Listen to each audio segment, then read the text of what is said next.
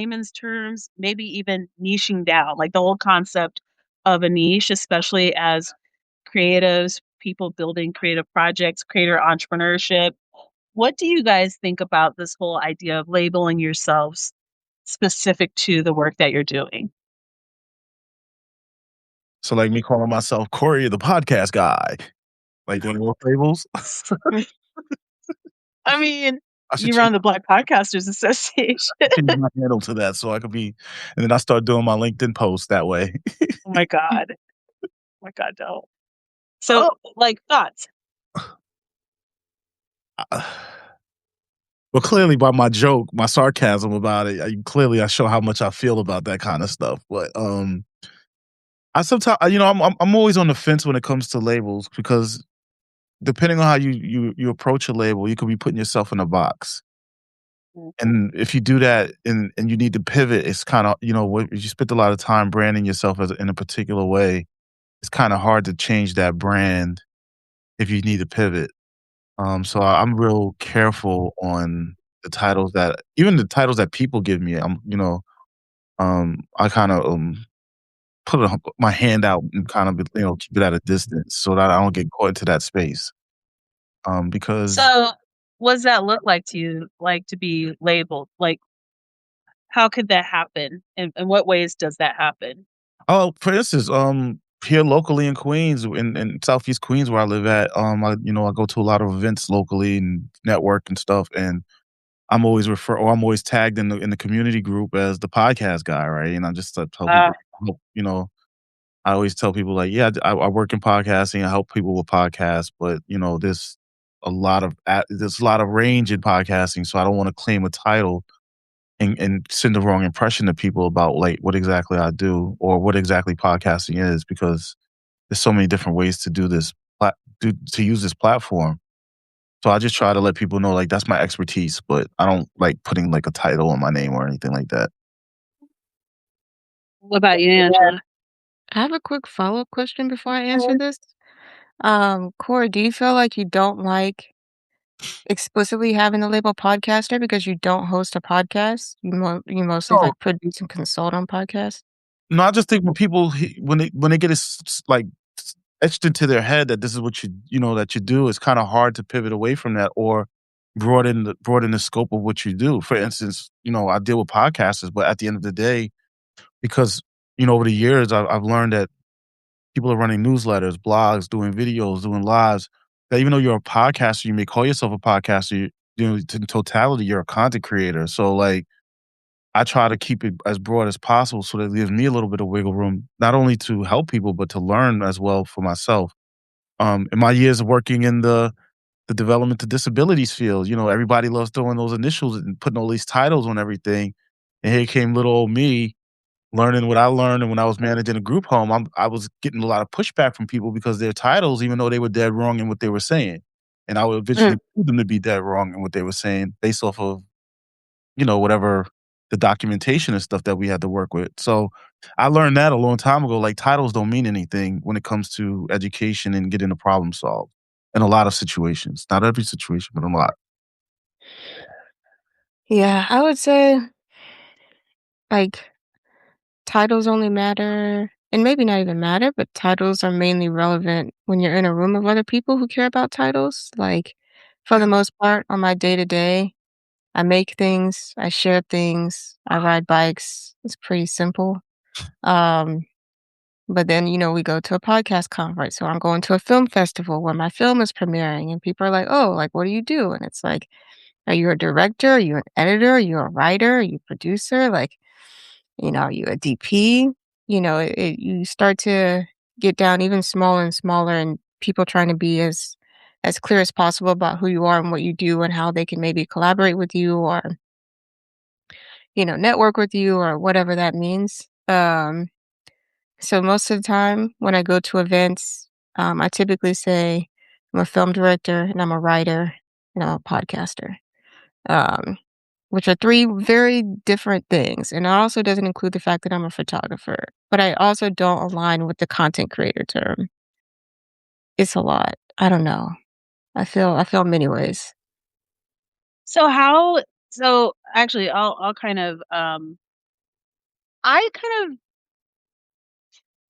resonate with what Corey said in the sense that I do many different things. I think that the tricky thing about being labeled is that we're trying to communicate who we serve, what we do, what our interests are, especially if we're trying to like collaborate. And I'm trying to figure out if we don't label ourselves, how is it that we make it clear who we are, what we do for the people that we'd like to collaborate with? Like, how is it that we're best communicating the scope and breadth of our work so that people can be like excited and interested enough to come into our world? Especially as multi-passionate people, we all have multiple things that we're doing, and some of them are very, like, the opposite of the other.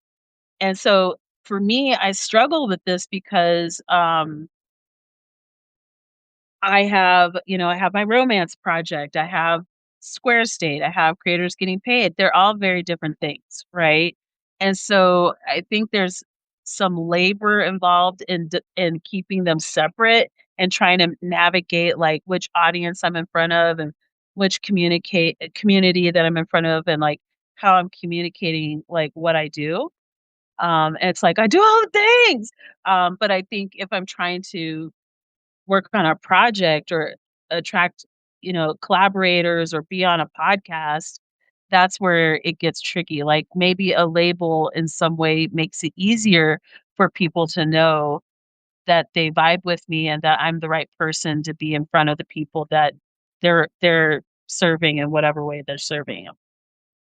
I think titles and giving yourself a title or even giving yourself a niche helps for brevity of explaining to people what you do without having to go through the long form of, and I do this and. But sometimes it's hard when you have different things going on, right? So like somebody might see me making a beat and they'll be like, "Are you a producer?" And I'm like, "No, I'm just making music. I'm a musician. I'm just making music." Like I haven't like that those days for me of wanting to be in the studio and all that stuff and be a producer are over. I just want to make my music and put it out and that's it, right? So that also helps me to like kind of stave people off from committing myself to something I don't want to commit to, right? Or not by not accepting that. But I do it does help for brevity, right? Like so like for me, I run the Black Podcast Association. By me telling people I'm a founder, I don't have to go into the whole explanation of, what I do and all that stuff, right? So it does help. Like even just talking about this, like all the different titles I have for all the different things that I've done, like I What wouldn't are call your titles? like, I wouldn't call myself a software engineer. I'm more a front end or full stack web developer, right? That tells people in that industry what I do and also the limitations of what I'm capable of doing to an extent. I don't think that's a safe thing to say, but it helps But you understand where I'm at in regards to like my level of skill and what I'm doing or what I'm talking to them about. So it's a dangerous game. I think a lot of people though, and it's because of my personal opinion, because of social media and because a lot of people are faking it till they making it, they put too much value on titles, and then they get caught in that conundrum of you thinking this person knows what they're doing, and then you find out they don't, and then it becomes a whole 'nother thing where you're like, "This person took advantage," or I got duped," or whatever. Like, for instance, like and then but probably pissing people off, like being a coach, right? Like, I played sports, so when I hear coach, I hear something completely different than what other people say, and the more I interact with people who hire coaches, and as a consultant, the more I've cleaned up coaches' messes, ooh, messiness. I don't know. It's kind of like people are just throwing this term out there, and it's then that's when Corey starts using the G word.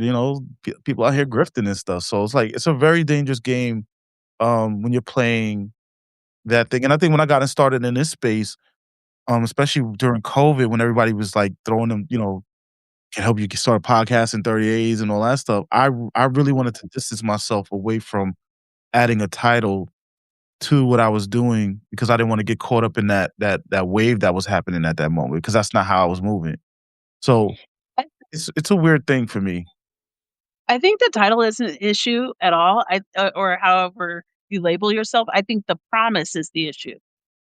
Like if you label yourself a coach, okay, fine, but what's the promise you're making? And I think that's the issue to me versus whether or not you're like, do I want someone who has expertise beyond what mine is to coach me on a thing, of course.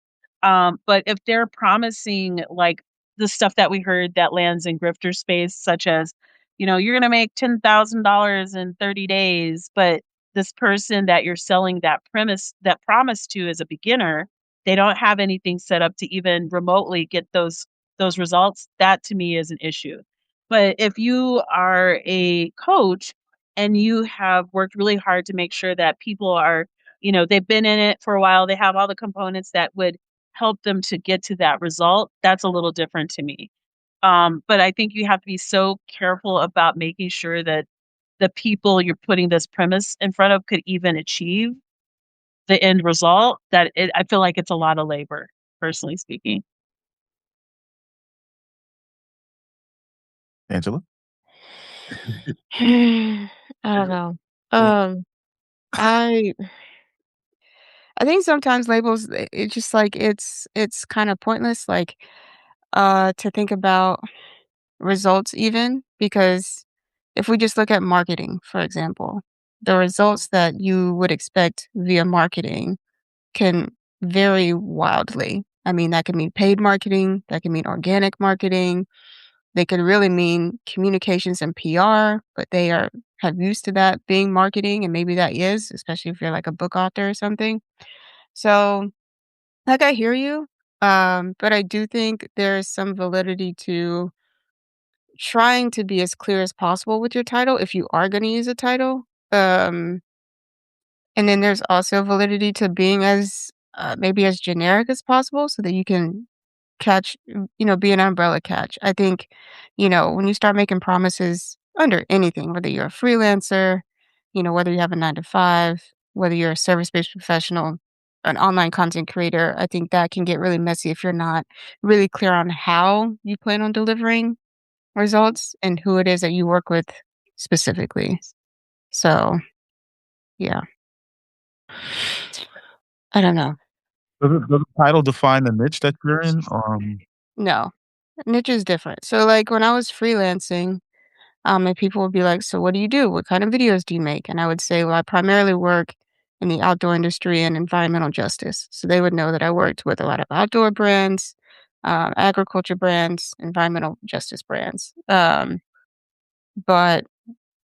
obviously, you don't have to be a filmmaker to work in that brand. Like, that's just sorry, I hit the mic. But that's just the niche. What you do in that niche is dependent on your title, I think. Like, for example, Michelle is in, like, finance, right? So, like, being a content creator in finance can mean a lot of different things, but it gets you pretty close to, like, what specifically it is that she does and who she serves. Gotcha. Don't be hitting the mic either. That's rookie mistakes. First of all, hush. I'm a little tired. I went for a bike ride today. It was 78 degrees, and I ran out of water. So I'm still recovering, as you can see, which is why I keep drinking. Don't come for me. It was 72 degrees here today because that's normal, not. Uh, cracking up. um, I almost feel like there's other topics I want to talk about in addition to this. Like, there's other things on my mind, guys. I'm sorry, and I feel like veering away from this topic a little bit. But do you guys want to? It wouldn't be a show if we didn't, right? Okay, okay. So what other things are on your minds today? Lauren's like, what? Michelle, you can't say you wanna change the topic and Right, then not have yeah. a challenge to change it too. That's not how that works. You have to introduce a new topic. That's how that goes. Lauren's like, let's go. Okay, I feel like there's a lot of pop culture conversations we could be having right now. And like pop culture and the creator space. And I just have some random things on my mind. Okay. And what, this has been on my mind for a while. I'm gonna throw it out there. I might just throw it out there and you'll be like, God damn, Michelle. Anyway, so I create content about Colorado. Okay. And one of the things I've been thinking about quite a bit is how travel content creators, by being politically neutral, it doesn't mean taking a stand, but like ignoring that politics are happening and impacting the way we travel around spaces, like from country to country, they're actually doing a disservice to their audiences and putting them at risk. And the more I think about this, the more I'm like, I don't understand why this isn't a conversation where everyone's like, "Oh, we're so excited. We're gonna like travel." And I'm like, "Bro, what? Like, what part of why are you ignoring all these things that impact your audience in terms of safety, in terms of being able to move from country to country, to like even if we're just in the US, things that could impact their safety stateside, and travel content creators just pretend like nothing's happening. And it's starting to really bug me Are we because I talking think about it's all travel creators or white travel creators? Okay, so we just not gonna say the Martin, elephant in the honestly, room. no. you like you may be correct. Okay. But I'm just there are creators of color that I feel like don't. There are some who very explicitly, especially Black ones, who talk about, race and travel and safety, but I do think overall it's way under discussed, and, it's weird to me, like, the more things get crazy, the less people say, and I'm like, if I were to read your content, I would assume that everything's fine, and you're insane. That's because that's bad for business. It's bad if your people get kidnapped and then talk about, "Oh, hey, Not their business. I read so and so's post and they said everything was fine." But that's not their business. Their business is to tell you where to go so they can get sponsorships and money to keep doing these trips. Can't do a trip if you're kidnapped. I mean, look, I be seeing places people going. I'm sitting here like, do you not know they're in the middle of a civil war? Do you not know that 2 countries over there's a civil war? That means airspace and restrictions and all kind of stuff that's going to happen. But that's not the a lot of these influencers that it's a very it's a very especially the travel space, a very grifty space. So everybody's trying Oh my to god. everybody. No, it is though because they're trying to get that money. It's just like the people who say live, like the nomad space, right? Like the traveling nomad space. Some of these countries they go to, I'm like, you right there by Myanmar, right? Like, it's not that safe. Like, I don't know what's going on, but Yeah. yeah, the cost of living is cheap because it's not safe.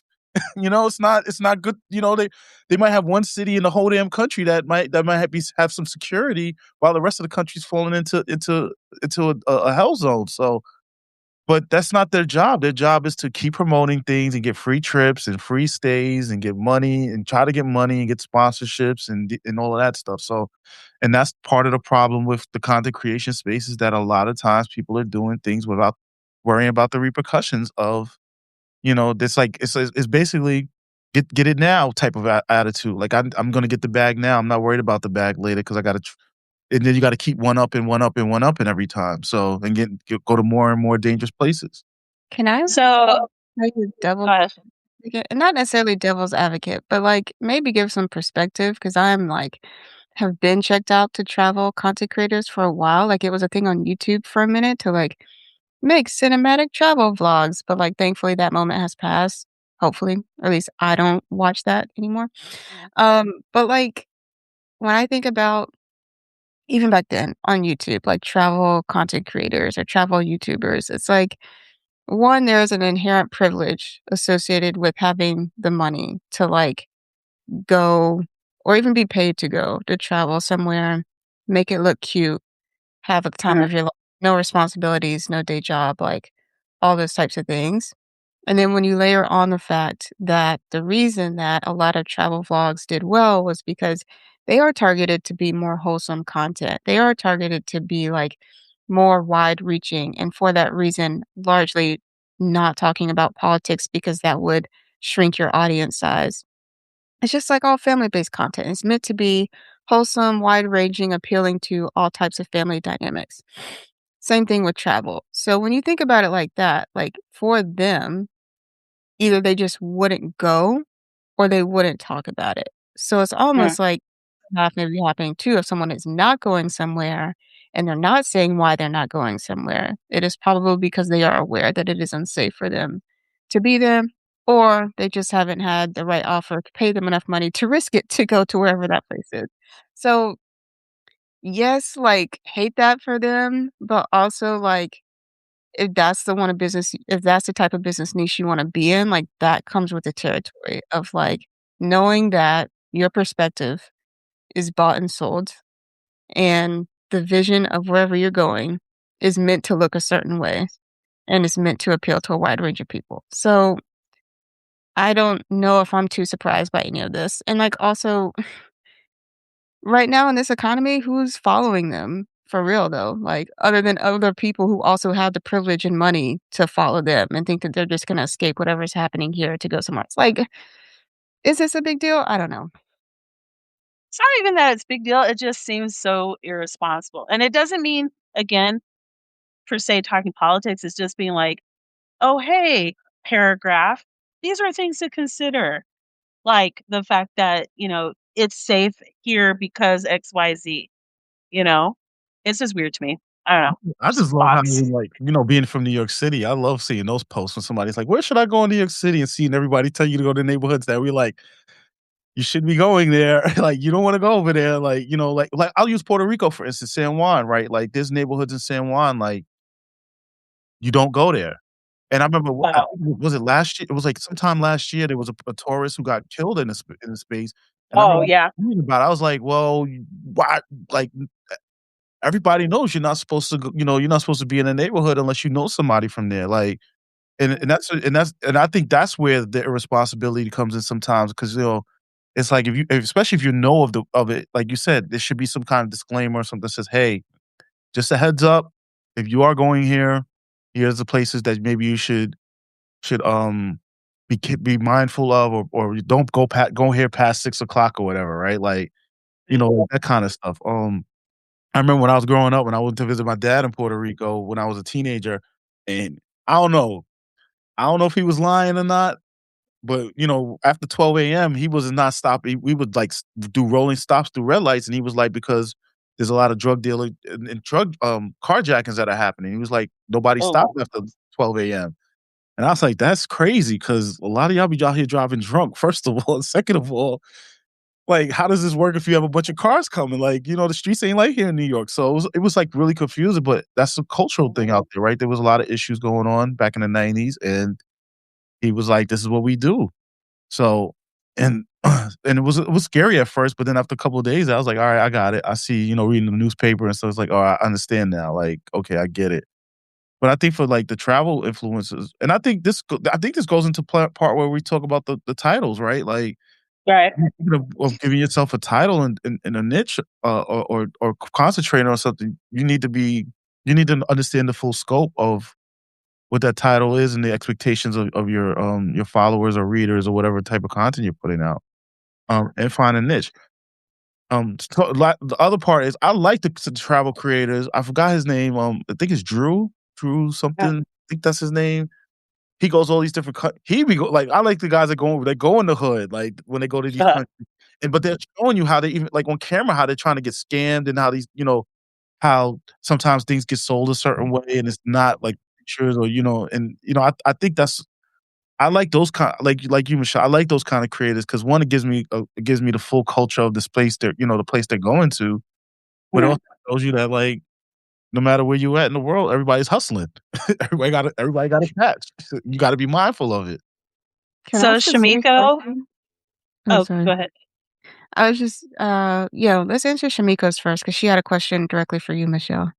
So, Shamiko, in my Colorado content, especially because 'cause I'm starting to, like, publish a lot more, when it is appropriate, when no, not appropriate, when I feel like it's necessary to share, like, something like, "This is something you should be aware of. This is something that you should consider." I always do. The thing is, I will say we don't really have a lot of bad neighborhoods, so that's not really the issue. So here it would be more like medical things, like altitude and how altitude can like kill you, actually. So there are people there actually the guy, one of the podcast hosts from the Pivot, he can never come back to Colorado. He came to play a game. He ended up having to go into surgery because the altitude, he had some pre-existing condition, and during the game he ended up having a huge complication, had to go to surgery during his career. So there are certain things around altitude sickness that I always bring up. Like that's a big one because people don't really think about that. I do talk about safety as it relates to certain streets in the city in Denver and things to consider. I do talk about. I mean, the Denver Metro is very blue, so I will bring that up. I think that's not like any surprise there. I also bring up that other parts of the state, you do have to kind of be aware. There's certain parts of the state I would be like, oh, you just have to be aware of, certain things. Um, so I do try to show a full scope. Like if there was a sundown town that I was aware of, I would always share that. Are you kidding? Like, I wouldn't wanna be like, "Oh, yeah, go on a road trip and stop at XYZ's town," and then the next thing you know, they're on like, if I was in Texas, I would never be like, "Vidor is a great place to stop for gas." Like, are you kidding? That these people would be killed, especially if they're Black. So if there's something like that that I know, all that's disclosed. So you gave me an idea for a show. Oh, Get a bunch of dudes from the hood and we just go around to different sundown towns.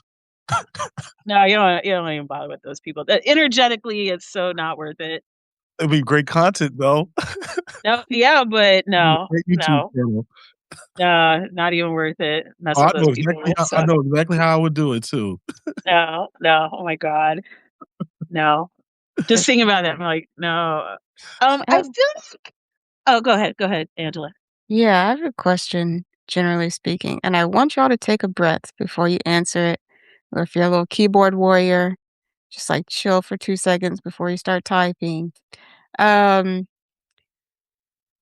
do you feel that all media creators, content creators have a certain level of political responsibility, no matter where they lie on the spectrum? What's going on tonight? We just out here just trying to start some trouble? That's what we doing tonight? Well, it Boy, sounds like you guys both feel very strongly that it is a creator's like responsibility to post disclaimers and to give perhaps well-rounded perspective of their trip.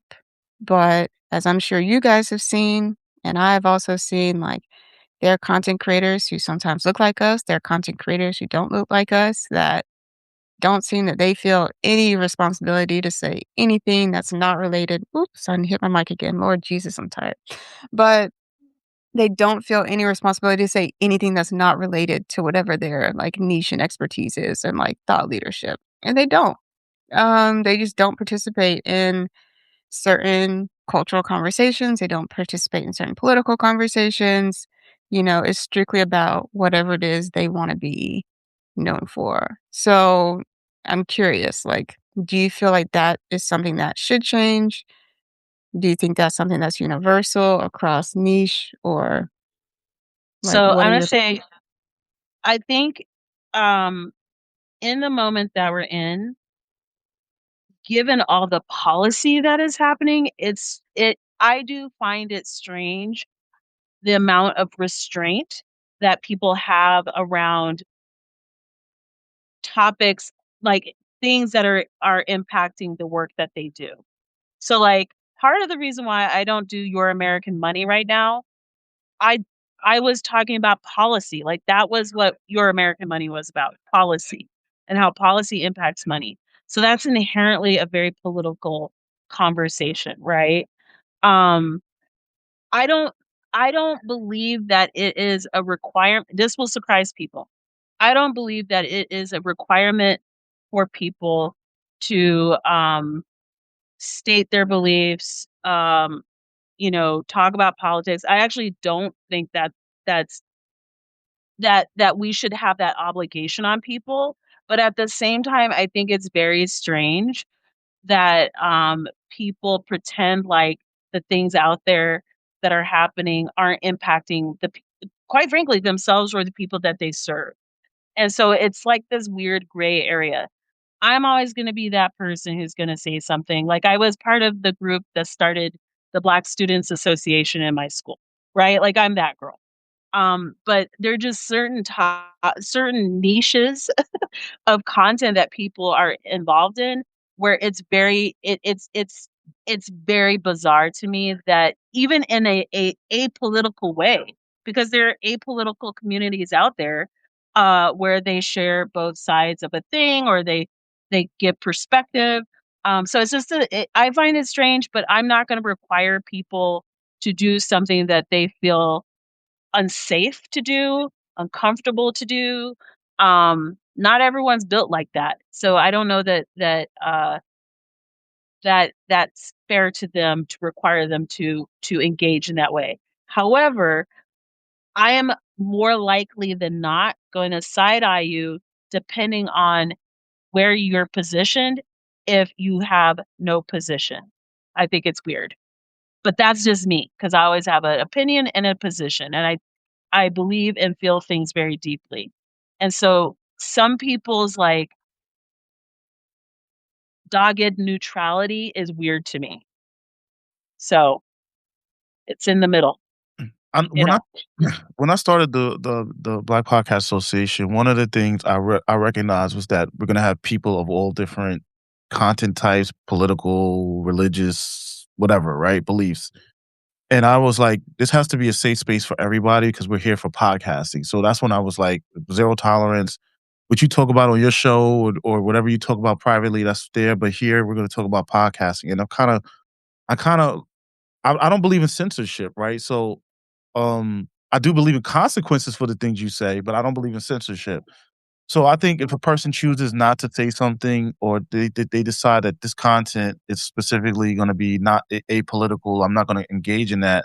That's their right to do so. But I do think they have a responsibility for when their audience starts to go a certain direction, right? And especially with other audience members, right? Like, start like, and I think that's the hard part is Mm, policing that part, but you do have a responsibility if you're creating a space for people to come in and listen to what you're doing, and then there's a certain group of people, no matter what their position side is, that are violating other people's rights to be there, right? Because that right. happens, especially with the internet. We have trolls and all that. So I think you have a responsibility there. I do. I've always one of my best friends. He always takes a neutral position on everything, It's and so annoying. even though he tells me it's not a position, I tell him he is taking a position, and I always tell him he's taking a Exactly. position of cowardice, and he hates when I say that, but I'm like, at some point, one of these subjects, you have to have an opinion, you have to have a position, and I think it's a cop out for a lot of people, like, I told him all the time, "If you don't wanna engage, just say you don't wanna engage, but don't tell me you don't have a position." You know what I'm saying? Don't Yeah. tell me you don't have opinion on it. You do. Um, and there's people like me who, when it comes to certain things, I don't. I really genuinely don't care. Like either way, like I always tell people, I'm the true definition of a liberal. I don't care what you do as long as it don't bother anybody else. If you want to go and do whatever you want to do in private and on your property and stuff, I'm all for it. It's not The my minute, business. Yeah. the minute it starts affecting other people's safeties and all of that stuff, then there's a problem. Um, that's typically my position on a lot of things, but I know in media they try to say don't talk about religion, politics, and I struggle with that stuff. If you ever follow my socials, I really do struggle. But those are things that are important to me, and it's very hard. And I have very strong opinions about them, so it's hard for me to keep it to myself. But um, I don't think. Yeah, do I do a side eye to certain people? Because sometimes I think people they take that neutrality and they'll dip their toe in the pool and then pull it back a little bit as soon as they get as soon as it seems a little dangerous for them. And then I think a lot of people like to play that game too. So Mm. that's when I start side eyeing people, right? When you start seeing them aligning with certain types of content creators without ever taking a position, or whenever you see them kind of promoting certain things and certain people's statements and stuff, then you're like, oh, okay. You've been sitting on your hands this long, you can't sit on them anymore. So, like, it's a weird thing, but I don't think anybody's obligated, and I think Yeah. it's your right to not if you decide, "If I wanna get into podcasting and talk about podcasts, do I have an opinion on maybe how the conservative money has entered podcasting and it has kinda skewed the industry? Yes. But I gotta make sure that if I'm going to be neutral, I have to at least take a neutral position in that discussion and do my research and make sure that whatever points I make is substantiated by whatever whatever things I can do, whatever I can use to support my position. But a lot of people aren't built like that, and they don't know how to do that. So then they start to their little personal beliefs and stuff start to leak into it, and that's when I think you start getting into that weird space with creators. So I have two things I want to say to this. Um, One is that I think I just saw early on YouTube, and I keep referencing YouTube because that was probably my first like long form like medium platform that I was really plugged into and still am plugged into. But one thing I just saw about creators that did the best over the longest period of time and that like are able to withstand like whatever the headline one or what headlines were or whatever, were the people that like the way I'm acting now is the way I'm gonna be in, like, 5 to 10 years. Like, I don't ever Mm, want my poor fans to ever feel like I'm doing something or saying something that is truly surprising to them.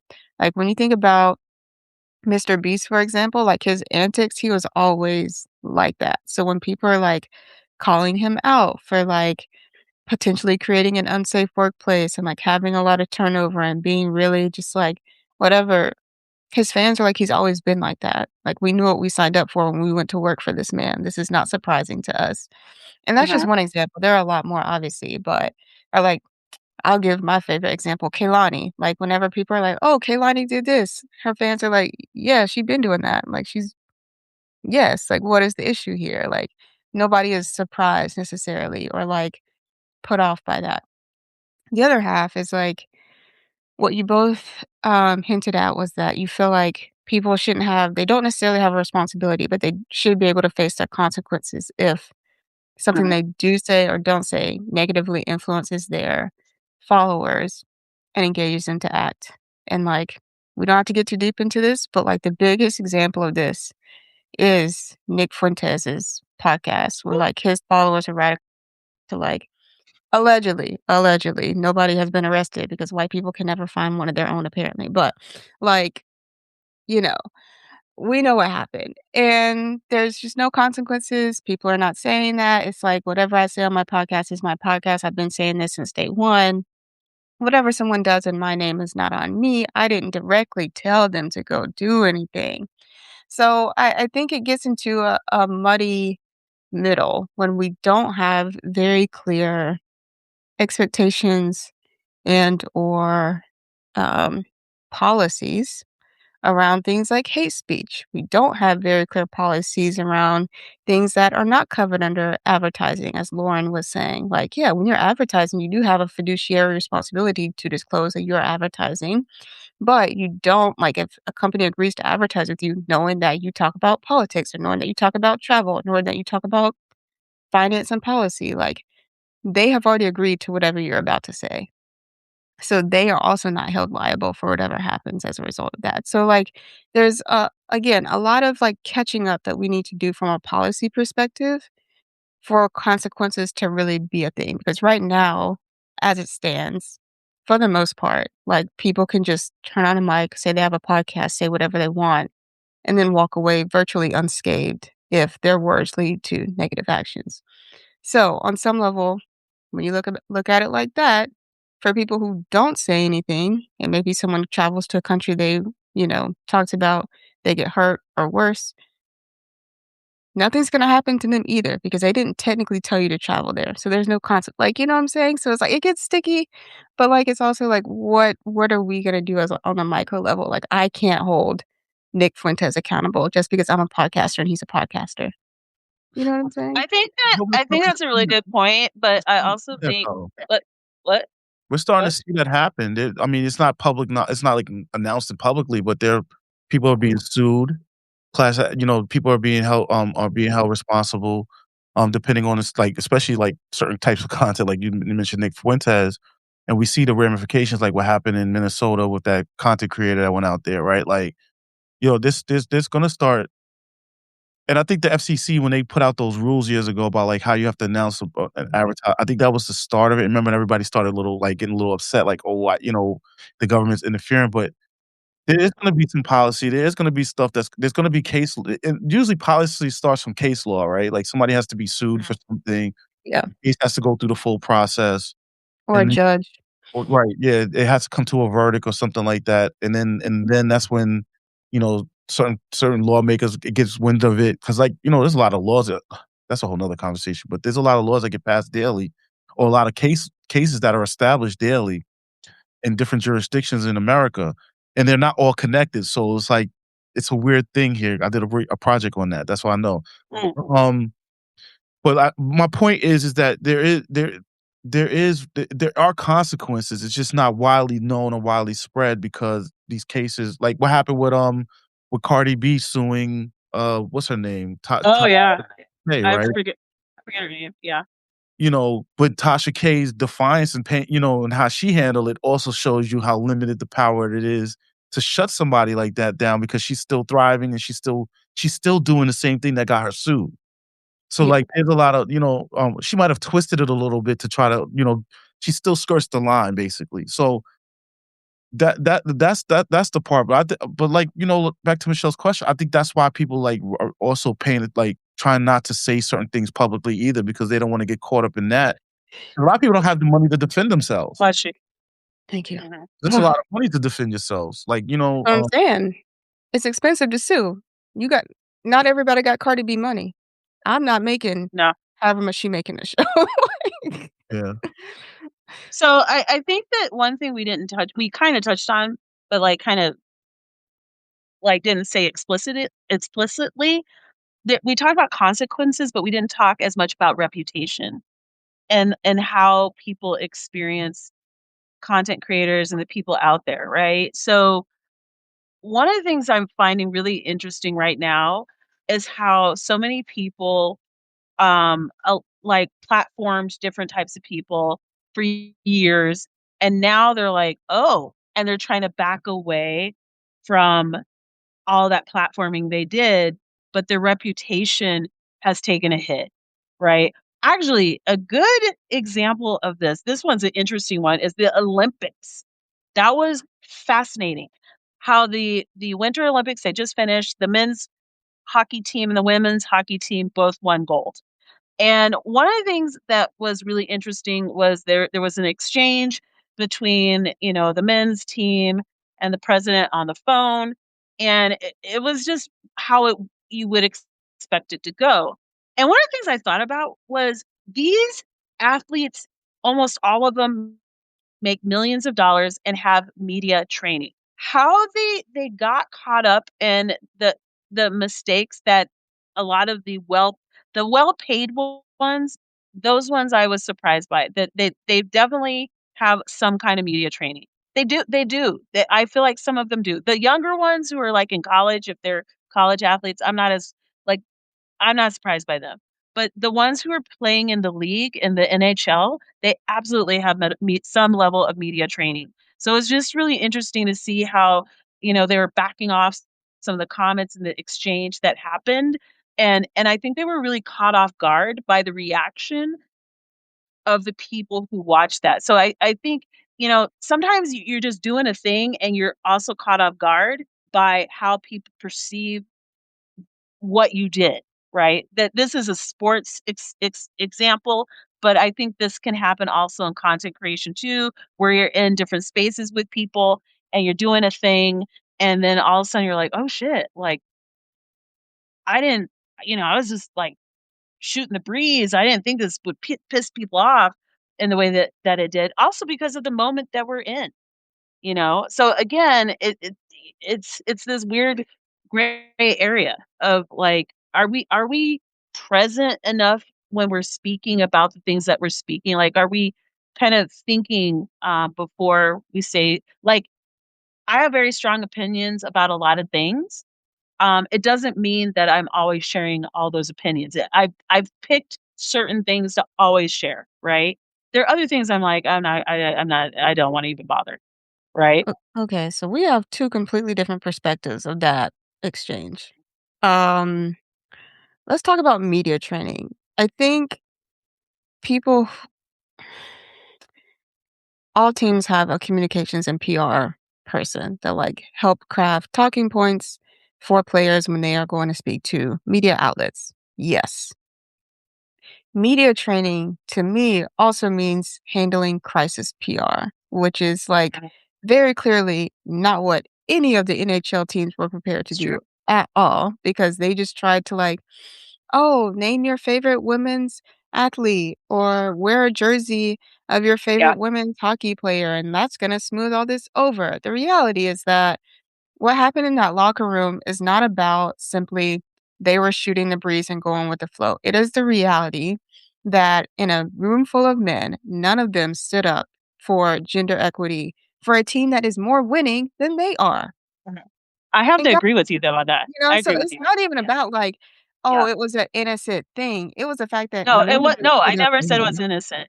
No, I yeah. And so the reaction is a greater reality of the fact that the NHL itself is very conservative. NHL players, NHL like fans, typically a more conservative bunch. And you can look at like voting data and like Yeah. self-reported like affiliation data.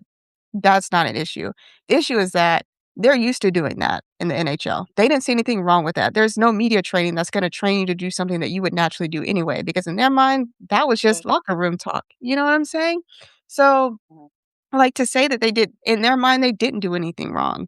But then when you get outside of the NHL platform, when you're on the Olympic stage Mhm. or on the world stage, and the world is like, "Actually, no, this isn't kosher. We don't know what y'all do at the NHL, but we're not about to do that to these girls, these women," Mhm. then it's a problem. So, no, I had a different perspective of that. I'm sorry. I just needed I to, like, actually clarify everything what you happened. just said no, everything you said, I actually agree with. Like, I don't disagree with anything you just said.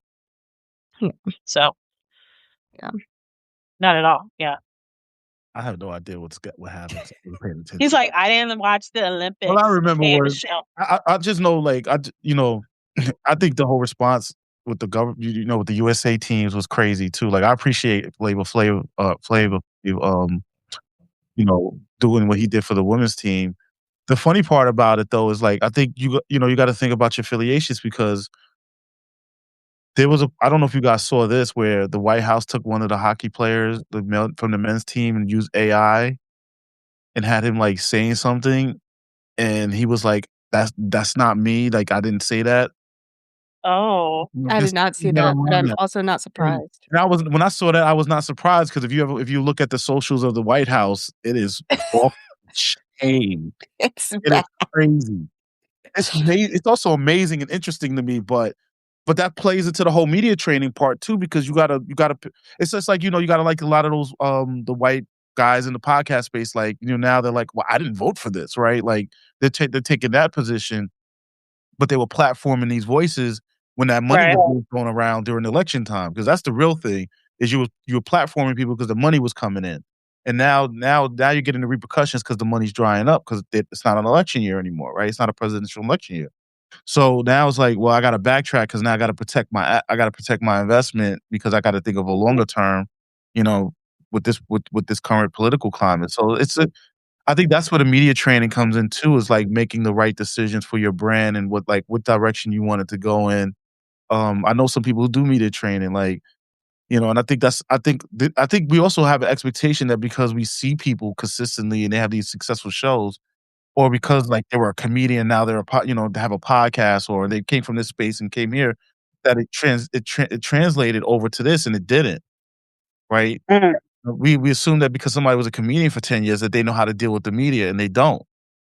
Right? They're a comedian. That's their element, but outside of that, they may not.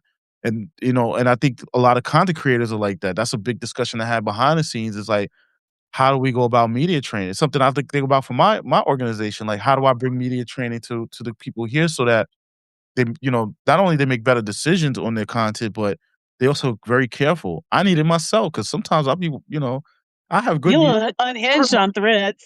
I got a whole media training squad around me because they be like, "Take that down. You can't say that, Corey." And sometimes internally it causes conflicts because I'm like, me, my hothead ass. I'm like, I don't give a fuck. I go New York City aggressive, as people call it. Like, I don't be caring, but I also have to remember that I'm also representing a group of people, and I represent organizations.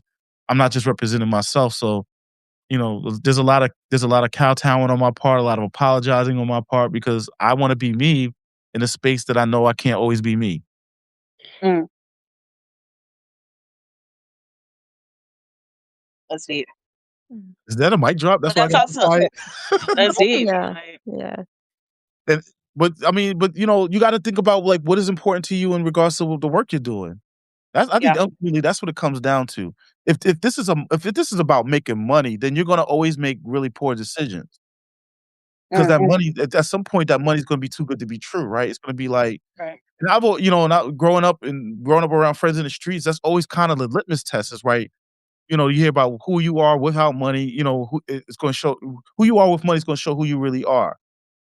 And for some people, they get into this space simply because they see this as a lane to get that quick and easy money. So, Um, keep going. Sorry, nah, go for I it, and mean, then I'm gonna make a whatever. But I'm just saying, like, you know, like when if you're a content creator, you got to think about why are you here? And that's what when I talk to people that you know they hire me to talk with them. I'm like, first we got to understand, like, what is the purpose? What are you trying to do here? Like, why are you in this? If it's about making money, then let's say it out loud and be honest about it. Right? Because then I understand how you're moving and how you're thinking about things. But if you were saying you want to make money in this space, but then you're trying to, you're trying to toe the line between, all these different spaces that kind of challenge the idea of making money in this space, then we have to come to we have to have a come to Jesus moment and decide which avenue you want to go because unfortunately your fan base is going to look at like you were saying like Kalani and all those other people. Yeah, they've been doing this from day one.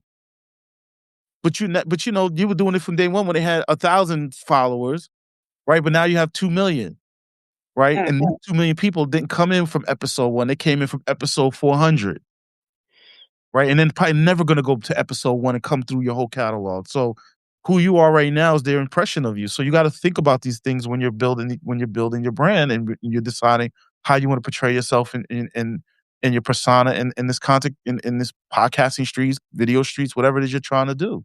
Even in music and all that stuff. So, 2 things. so you were Oh, sorry, keep going. I forgot. I didn't wanna jump so ahead. you were no worries. So you made me remember something really interesting that happened on the pivot. And it was when, Channing and Bud Crawford were having a conversation, and they were talking about the $100,000,000, like, "If you give me $100,000,000, the devil can have my soul," something like that. And Bud Crawford was like, "That tells me everything I need to know about you." And I was like, "God damn, that was deep." That was one of the deepest things I've seen in probably the last 2 years related to, like, how you move when money comes to you. So I just wanted to reflect on that moment, and I think Channing was really caught off guard by how he responded, and also how the other guys were like, "What do you say?" You know, I love It that is. because I know I follow Bud and I'm a fan of Bud, and Bud is from the hood. Bud is from the streets. He's still, he moves like it. Like, he's not a flashy guy. So like when he said it, I understood exactly. I also understood where Channing was coming from to a degree too with that because Channing of the three, you see, and I don't think people understand this. There's three distinct personalities in that group, right? And each personality, Mhm. like Fred, that's my guy. I've been a big fan of him when he played. He's always been the neutral, kind of like just a chill dude. Then you got Ryan, who's like he's nuts, right? He's a safety. He's freaking bananas, but he's also intelligent. He knows how to. He clearly you can see he had media training. He knows how to carry that conversation. And then you have Channing, who's just like the whatever guy, the expressive person. And I don't think there was a reflection of who Channing really is, but he did get caught up in that moment. Yeah, yeah. But it does tell you like how like when things come and I always say I don't think people understand like how people react. Like a lot of people have never seen. I know people who've had $100,000 cash, from the stuff that they were doing on the table, right? Like they had it under their bed, they had it. So Mhm. those are usually the people that be like, money ain't nothing. A lot of people don't never had a lump sum of money sitting in front of them or seen a check with extra zeros on it more than what they've made at their job. And that it's a very tempting thing, and it's not an assassination on somebody's character, but you have to think about these things of, I try to, at least in my coaching, let's talk about this because how are you gonna handle this situation and how you gonna be what type of person you're gonna be when this happens? Even if it's hypothetical, because then we Mhm. like Angel said, it needs to be crisis management in there somewhere too. We gotta talk about it. because you're gonna piss some people off, and you might destroy everything you worked hard to build simply because now the money's coming in. Ooh, So 2 things ooh, here. that's deep. Um, and it goes back to your original question about reputation. So Kehlani famously, like, lost a couple of opportunities by saying "Free Palestine" and, like, pulling Palestinian dancers into one of her music videos, and people are like, "Oh, this is gonna be a big deal." It was, like, a temporary thing, and, like, her fans respected her. Her fans still sold out her tour. Her life was not affected. So, yeah, maybe her new fans may not go back to, her day one videos or day one post on Twitter, if she was even on Twitter, but they respect her stance, and they showed up for her because they know who she is, and she's still thriving today. The other thing is Scott Galloway said something, I think he was like something to the effect of, like, Israel has a right to exist, and, like, he lost, I think he said, like, $1,000,000 in, like, speaking opportunities or something, Mm, and he was basically like, "The reason I can say that and lose $1,000,000 is because I'm at a point where, like, losing $1,000,000 doesn't hurt me, and I have people in my life that support me." So the other half of, like, reputation and being able to, like, stand on business, which some people do better than others, is mhm. when you can afford to turn down opportunities, you can say whatever the fuck you want. Stand on Most business. Yeah. most creators, not saying most creators, but some creators don't feel as though they are at a point where they can afford to turn down money. Like, I think there was somebody on Threads today that, like, took a sponsorship or, like, a brand deal with Kalshi, the, like, betting company, Mhm. and, like, his fans, like, lit him up, and so, like, the next day, he's like, "I'm sorry, I rescinded the brand deal, like, I heard you guys, but, like, I need y'all to know that, like, I took this because of the money, like, even though my values Yeah. didn't align with them." So there are a lot of people who are knowingly doing brand deals, doing sponsorships because they don't feel like they can, or maybe the reality may be that they, financially are in need and, like, need the money. So, you know, if everybody had fuck you money, we'd all be great, right? We'd all be able to say what we really feel, Yeah. right? But Yeah. not everybody does, so Well, I think, this is funny because, the conversation we were supposed to have last week was about your audience, right? And I think, like, that Yeah. particular situation, you don't know who your audience is. You don't know yeah. anything about your audience, so you're making money decisions on, I can't make a decision on something that if I have a fan base, and that's where this is my business. I have to take into consideration my fan base, even if I'm in a position like Professor Galloway, where he's very problematic to me sometimes, but where you set up a system for yourself where, I mean, that's why Joe Rogan didn't get hurt. Like, for some, all the stuff that, during COVID and everything the past 10 years, he's not hurting because 10. he set up Yeah. something that exists off his fan base. So the money's always gonna be there. It's always gonna come in for him, and it's never gonna, because he knows his fan base, and that's where he markets those supplements and all these other things to that UFC conservative crowd, right? He understands who they understand who they're talking to. So it's hard to dent somebody's armor when they know when they built the right armor, right? So it's like, but a lot of these content creators like, that's why I say we need to have a conversation early on about why are you doing this? If it's about the money, then we need to we need to make sure that you're moving with your audience and everybody, which means ultimately from the day one, you need to be transparent about your intentions here, about it being about money. Mhm. I tell people all the time, I know my exit amount. Somebody What's come your to me, exit amount? the minimum $10 million, but at least, because after taxes and everything, I walk away with at least three. Mm.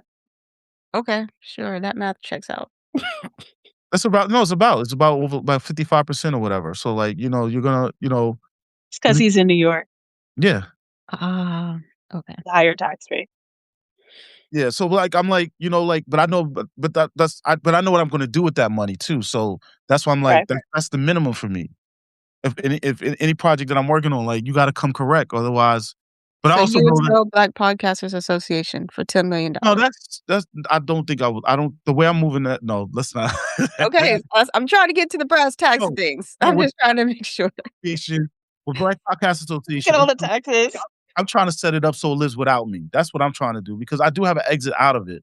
It's for me. I'm not. This is not the money part for me, right? I have other things I want Yeah. to work on that would give me that kind of money. Like, working on some app ideas and projects and stuff with my partner, like we working on that stuff. That's where the money's at. But you Shamika. yeah, try to get me. No, but even with the Black Podcasters, I'm always transparent about like there's an exit out of this for me at some point.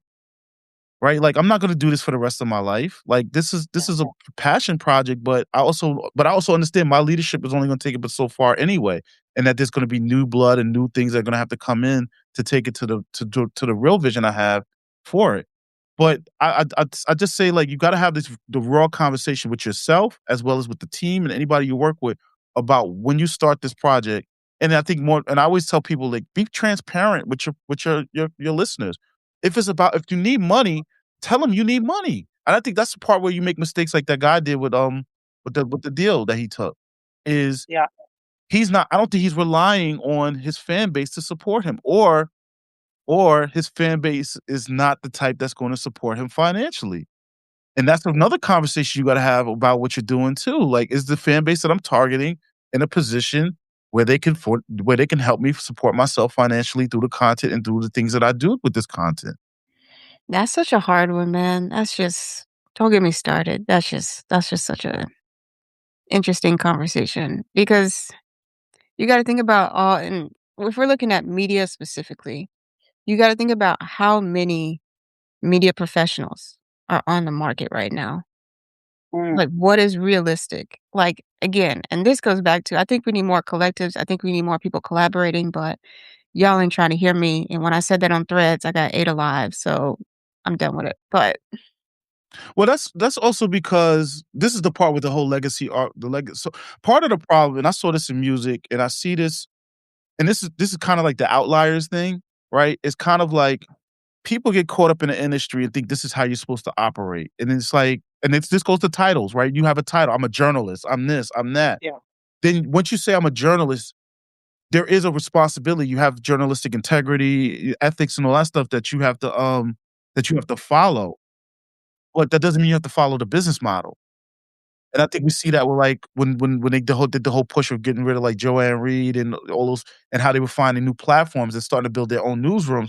They're realizing that how we were doing things, we didn't have to do anymore. We have all these I always tell my son, "If I had the tools that we have now when I was doing my music stuff, my rap career, we would have been successful." We had YouTube, Wow. we had all these different we had the I mean, if we had the internet as accessible as we have it now, 'cause it was around then, but it wasn't accessible. Um, and we were able to do the things that all these tools that everybody has now. Getting a camera is more affordable now than it was back then, right? A video camera and all that stuff. So, like, we would have been much more successful in our push to do what we were trying to do.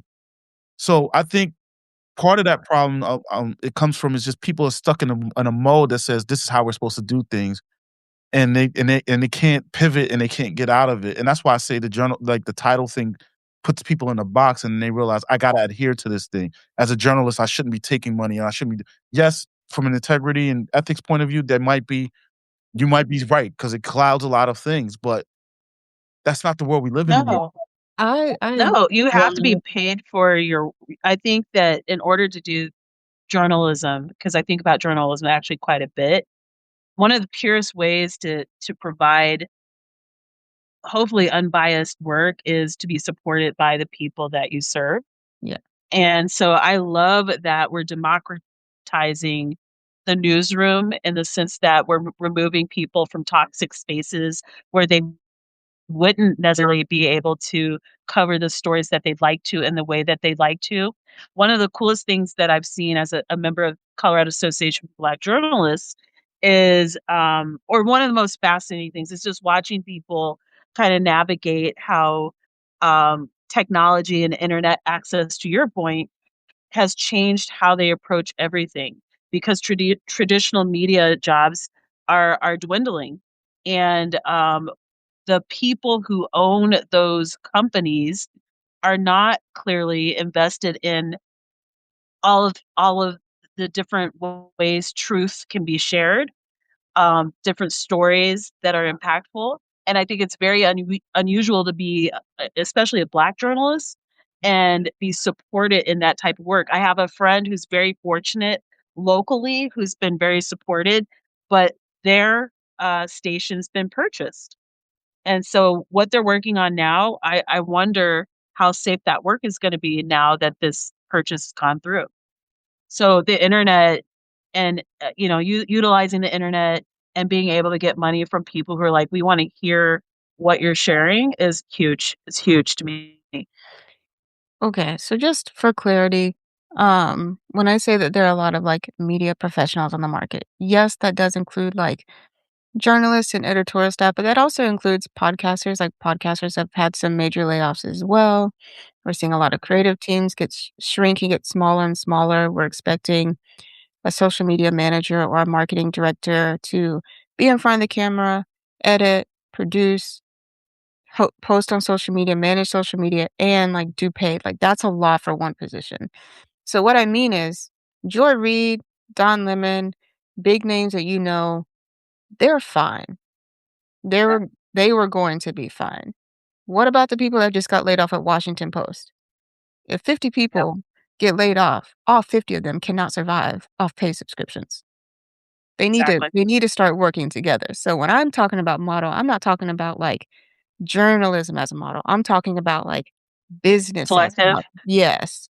Like you think that going into self-employment means like I have to do this solo. And like what I was trying to No, you tell don't. people on threads was like, I think we need more collectives. Like the more people are getting into the space, even if it's like not your They full-time ate you up thing. over that cent that There was what?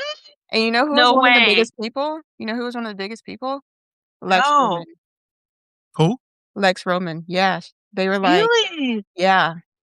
I was like, "Are you kidding me right now? You're this pessimistic about people working together?" I was like, No, I "Wow." love people working together. Oh, Yeah.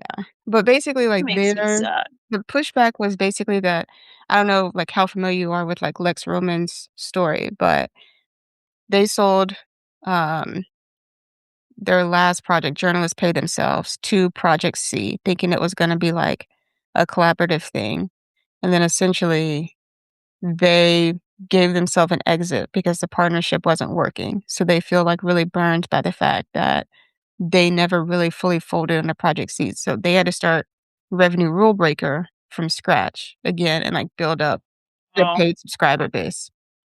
They're at, okay. like, 250 now, so, like, Lex They're really fine. understands, like, paid subscriptions, like, that is their bag, like, for sure, but I think, like, there's that, and I think even maybe some stuff that I don't know about previously had happened, that, like, made them really think about, like, collectives don't work, and they were, like, giving all these examples, "This is why this doesn't work, Ben& and Jerry's doesn't work, yada, yada." I'm like, "Okay, we're being a little pessimistic here, and we're also assuming that the first time people work together needs to be, like, on a paid situation." Like, we technically have a collective, and, like, our first Yeah. time working together was not on a paid thing, like, I do think it takes time to build chemistry for a partnership. And the other half was, like, I think I posted it around a time when, like, there were 2 very prominent ex-venture capitalist, like, CEOs or something. They're both Black. They had partnered with white co-founders, and their white co-founders were, like, taking them for everything they owned. They were, like, taking the I company. remember that one guy who did the app and hit that was low down So dirty. it's like it was Wow. him and another Yeah. person, Yeah. from, like, a venture capitalist firm. So I think people were still reeling from the fact that, like, "Oh, collective means I need to get a co-founder that looks like this, and then I'm putting myself at risk." And I'm like, "No, I didn't say that either." Um, but yeah, so I just think people are really burned by collectives and collaborations and having a co-founder and, um it just doesn't, for whatever reason, sit well with people, but I really need us to be a little more optimistic, and I say us, like, as a people, because, everybody can't make it off paid subscriptions, I'm sorry. No. Everybody can't No, make it I off paid mean, subscriptions. That's most Why do people can't. that's because people Most come in people can't. like people, people get enamored with the collective thing, right? It's a high. It's a dopamine hit. It's like, oh, let's do this, let's do this. Everybody's bouncing ideas, and everybody, all right, let's work together. But the problem is and I guess being, how do I say this? Like being around people from the streets and being like, like stuff like that costs you your life. So like the conversation has to happen in the beginning of like, what are your intentions? Why are you here? What do you want from this?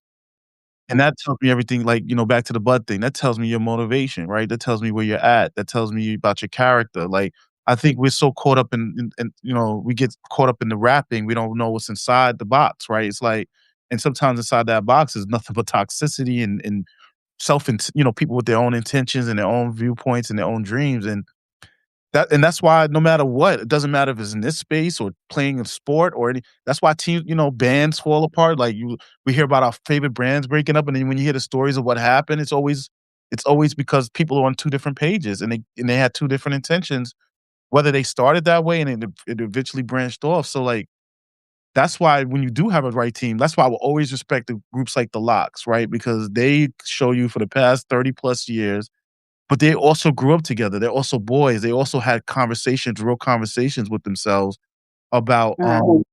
about their roles that they play. And I've met plenty of groups of podcasters that have like more than four people, and I've actually sat at some of these meetings. Like you guys need to sit down and have a real conversation about roles, money, who does what, have it on paper. I mean, does that stop it from like if 10 years from now if it's successful, does it stop it? No, but I'm like, these things are supposed to be happening. It's a living document. These things living conversations, right? People have lives, they have family. Like when I started at 21 years old, one reason why my rap group broke up is because one of my friends went away to college and he decided that was more important. He didn't want to do the rap thing anymore. I didn't want to go on stage. I wanted to be in the studio. My other boy wanted to be the rapper. So we all, at a very early age, realized our paths, and that's why everything disintegrated before it got started. But I always have these conversations with people when I meet them in the beginning, like, okay, it's clear you guys are not on the same page. It's clear there's a conversation here that you have not had. And I always tell, especially when I see as a group of friends or people that have known each other for a long time, I'm like, if you value your friendship, you need to have this conversation right now before you guys do anything further. So that's kind of why the collaborations and those things kind of fall apart because nobody was taking time to stop and say, if you mess with my money, I'm gonna beat your ass in the beginning of it. Like, Yeah. and people play games. Like, I don't know why we act like people don't be playing games with that kind of stuff. Like, they hear you talk like that, be like, "Oh yeah, he's cool, whatever."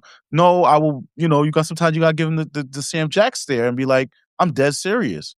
Like, and establish the boundary from it. Okay, so I mean, let's you don't gotta go my route, but I'm just saying, like, no, you got. like, I wanna address that, though. I wanna address that. Like, I think 'cause, I mean, like, there's a lot of, instances where we can take, like, bad examples from, right? But there's a lot of good ones as well, and I think there's a couple things and this could be a whole other thing. We've been going for, like, over an hour, so I'm gonna stop after this. But, like, when I think about what makes a successful partnership, yes, it is having one, like, clearly defined roles, but I also think it depends less on the friendship and more on the working relationship. There are some friends who work great together. There are some friends who should never be on the same project ever in life. So it's less about having it's more about what is the working relationship. That is a very distinct relationship. Number 2 is how do you guys deal with pressure as a collective? Do you start blaming people when things go bad? Do you look for Shamika. not going past I'm sorry, I'm not no, we've been going over an hour, I'm just saying, y'all got places to be on a Monday. I'm missing Unrivaled for you hoes, okay? So Oh, oh, anyways, Well, so look, I changed my ticket to go see A Better Tomorrow, okay, to be here, all right? So, so, you oh, the only one like, missing out on stuff, all right? it's Unrivaled oh, in Brooklyn. Anyways, God so dang. so like roles, yes, like how do you handle pressure because businesses are they're gonna try you. You and your co-founder, you and your co-creator can do everything right and things can still go wrong. That is just a very real reality. I think it is more important to understand what like your walk away terms are. Like if it gets to this, I need to walk away. If this happens, I can't do that. If we get offered this, I can't take that deal. If this company approaches us, I will not accept money from them. Those type of things. I think those are more important. I think DeSuze and Mero should have had that conversation. I think when it comes to debt and money, not just don't fuck with my money, but also like how far am I willing to go? right? Like, Mm. am I willing to eat ramen noodles for the next 3 years to get this off the ground? Or do I need a certain standard of living? Am I willing to go half on a business loan with you and go into debt for this? When we split, are we splitting 50-50? Are we splitting, based on who does what? How does that look? Um, do we ever expect our roles to change? For example, Colin and Samir. Colin is the creative, Samir is the business. Their roles have pretty much never changed. When you listen to the podcast, Samir does most of the talking. Colin does not. Their roles pretty much never change, and they both seem very happy and satisfied with that. You got to know what you're happy with, what level of Yeah. partnership you're happy with, right? I think the other thing is marriage and relationships. What relationships do you have in your life that are going to impact your view of our partnership and our work together, right? All it takes is a spouse that don't rock with your partner, Well, and it's gonna cause problems. So, again, like, yes, like, Yeah. if you're putting money between you 2, there are certain conversations that needs to happen. However, these are not insurmountable odds in my humble opinion. I think under the right circumstances, if you work together really well with someone and you guys are both committed to whatever the solution or gap in the market is, you guys can make it work. I just feel like people have been burned because they don't ask questions and because they don't have enough of a commitment to the problem, because bad things are going to happen. Like I said, I don't think bad things happening in a partnership is a sign that the partnership doesn't work. I think it's a sign that if you can't get through it together, then you just aren't willing to go through the bad things with that person specifically. That's just my thoughts. Also, 4 people, too many cooks in the kitchen. 3 max. Be realistic, people. Yeah, 4 is too much. 4 is too much. I has 6, okay? So, like I was like, "Yo, and 3 of them weren't even cutting their weight, and that's why you gotta have the hard conversations in the beginning because, like what you just said and what I've been saying, it's like, the hard conversation was never had. You have 6 people, 3 of people not carrying their weight, and it's carrying over into how you guys are operating with each other. That's why I say if you're dealing with friends, you have to have that conversation. But I think a lot of people make assumptions, when it comes to collaborative and collaboration. I think and I think that's just a human response, especially if you have a good rapport and a good relationship, working or not, or friendship. It's like, "Oh, I know how Corey operates, so we'll be good. He'll be great for this thing." And I think people are afraid to have the real conversation because I think personally, my opinion is sometimes having that hard conversation unless you really know you don't wanna believe that this person could be like that too, right? That's the other part, right? Like, this person who you have an idea of who they are in your mind, and then you start hearing them talk, and you realize, "Yo, this person really ain't this person's really good at what they do, or this person is just they're in this for the wrong reason," and you don't wanna put a strain on the current relationship you have. But I think if you're gonna do business and you're gonna get into this space and you're gonna build something together, you gotta have those hard conversations and before look, I told my best friend, he's in a space, I was like, "Yo, you need to do a podcast in this particular niche that you're in, and I think it'll be very successful, and we're going at it." And this is what you said about friends working together, right? Like, it got to the point where I was like, "All right, bro, now you're insulting my expertise in this matter." And, I was like, "If we was in person, we'd probably be throwing hands right now." Because he started talking real reckless to me, and I was like, "Bro, you know Right. who I am, you know how I am, we've known each other since 12 years old," and I'm like, "This sounds like this a personal stuff coming into this conversation now, and I'm talking to you about business, and I'm telling you this is what I do, and you keep spitting in my face." And I was like, and we ain't talked for like 3 months after that. That's how serious it got. 'Cause I'm Wow. like, "Bro, like, you was insulting me, and I'm trying to help you." Right? And it's like but we finally talked about it, and he was throwing personal stuff into it. So, like but I But was that's what I mean, though. I That if your was first conversation, if you can't get past that first conversation, y'all don't need to work together. right, and Like, that's just the problem with Wow. collectives is people, they come in with and then they get burnt and they think everybody's like that, right? And I think because you don't have a hard conversation, one of the first things I have a conversation with the newsletter with people is I tell them straight up, "I don't got a budget, bro. Like, if you wanna write for me and you wanna contribute, I'm working on trying to create fund monetization for it and get money coming in so I can pay people, but, like, we building something here." But I also tell them, "I don't mind you capitalizing off of this to a certain point. It's like, here's the grounds, here's the rules, And if you stay within those bounds, I'm cool with that because I know that I can't give you the fair compensation I wanna give you. That Right. conversation happens day 1. It doesn't happen after you put 6 articles in or, and then now you're like, "Corey, like, I see you starting to make a little money." Where's my $300 per article? Yeah, like that, like, and, sometimes then I ask them, "Well, what do you charge?" And they're like, "I didn't even think about it."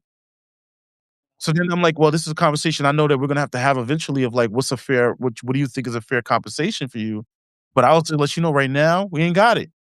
And I also tell them, "If this is not for you, I respect it, and that's cool. I'm okay with that. There's no hard feelings because I established it from the beginning. Like, I don't want no bad blood with nobody because I know how I get with certain things. So, like, let's just get this out the way and let's get the uncomfortable conversation." And I think that's the problem with collaborations and stuff that happens with people is and Imma tell you from a lesson learned hard learn from I learned the hard way from my experience. Sometimes those people in your ear that are telling you like, "Yo, this is not a good look for you," or whatever, you might wanna start listening to some of those people, especially if you value your collaboration and your relationship with them because sometimes on a long enough timeline, they get proven right. So, like, I think the hard conversations, no matter if it's outside, if you're gonna bring anybody, an editor, producer, you need to start having the hard conver and get comfortable, right? I have a founder, and she's a very sweet person, and I keep telling her, "You're a founder. The hard conversations have to happen. You can't get around them." Like, that's part of being a leader in the space is you gotta lead people, and then that means conversations that people are not gonna like, and they're not gonna be happy about it, and they're not gonna be happy about sometimes when you make certain decisions. So this weekend, I accidentally went viral about a comment that I left on a, thread about tipping. I go I'm good. semi-viral a lot, right? And I Go ahead, said go but ahead. it's I'm like, "May you have the day that your tips, earn you." But the tips that you leave, anyway. So basically what this person said was, "Hey, we went to dinner and we spent $500 and then we left a $40 tip," and that the waiter was upset because, they were anticipating that was $120. And I said, "Well, you know damn well." I didn't say damn well, but basically I was like, you stole money from that server because if you're American, you know that we have a tipping policy and culture, and that's what's happening. And, if you're not American, then you should learn about our culture before you travel." And so people try to shame me, but I said what I said. And so, it was really funny to me as they were responding. So one lady's like, "Well, your tipping culture, blah, blah, blah." And I was like, "So when I go to your country, it's okay for me to just ignore what you guys tell us we should be doing in your country and you know what I mean? Like, by the way, I think our tipping culture is bullshit. But currently we're not paying people equitable like living wages. And so they are needing that money that you're not paying them. So then all these people, it was really interesting. This I'll make the point that I was surprised by how many ways people, one, didn't want to pay people. That surprised me. But also how they like interpreted how tipping works. So like to me, I always learned that if you go out, you're tipping on the total of the bill. So people were like, "Well, if I go and get some a Cavassier for $300 and then something else, why am I, like, tipping 120?" And I'm like, "You can't afford to have like, whatever you're ordering if you can't afford to tip like that." The point I'm saying is all these people had different ways of interpreting the what they should be doing, and that goes back to collaborations. Like, you just have no idea how people interpret, like, what seems to be a straightforward thing. To me, I was always taught you tip on the total bill. I don't care what the hell you did. I don't care if it's all alcohol. I don't care if it's food and alcohol. Da da da da. I'm like, first of all, there are apps to help you with this. So, secondly, you're telling me that you cannot afford to go out to eat, but I didn't want to be mean like that. I didn't say all that. I just was like, I'm right. My point is when we're doing these collaborations, to your guys' point, there's a level of communication that just has to be had, and sometimes we're really surprised by the things that people will say because you're thinking one way and they come at you left, and you're just like, "Holy shit. There's no way." First of all, there's no way I'm going out to eat with you. And secondly, there's definitely no way that I'm doing this money involved thing because we're gonna have problems. So, actually, the pivot, that's part of the reason why they have 3 people instead of 4, because the Bronco who used to be a part of that group was coming at it totally different. I forget who it That was, was a but, hot mess. and That was a well, hot mess.